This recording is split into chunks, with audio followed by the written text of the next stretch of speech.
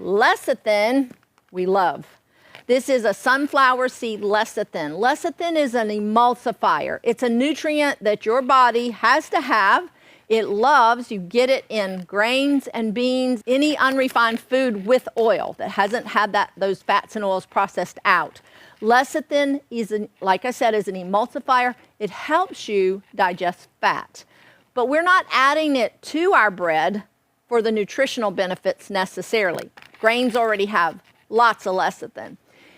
But why we're adding it is, like I said, it's an emulsifier, so it breaks down the fats and oils in the recipe, in the dough, helps them go into the dough a little easier and mix with that water a little easier. And so it makes a much softer bread, a smoother texture. You know, lecithin is used in the food industry, which I'm not a big fan of foods that they use lecithin in, but just to give you an idea, it's used in margarine to make margarine more spreadable. It's used in salad dressings to keep that oil and vinegar mixed. It's used in Reese's peanut butter cups, but don't eat Reese's peanut butter cups to get your lecithin.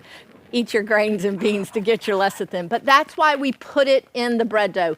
You will really notice a difference in the smoothness and the texture of the bread and the fineness of the crumb of the bread. We get lots of comments, many questions of, my family, you know, I can't make a sandwich with this bread, it crumbles.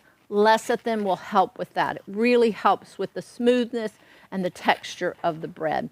And I can notice a difference when I use it and when I don't use it. I use about 2 tablespoons for our basic bread dough, which is about 4.5 cups of flour. So that'll give you some idea. If you have a favorite bread recipe, you can use about that ratio, 2 tablespoons to 4 to 5 cups of flour.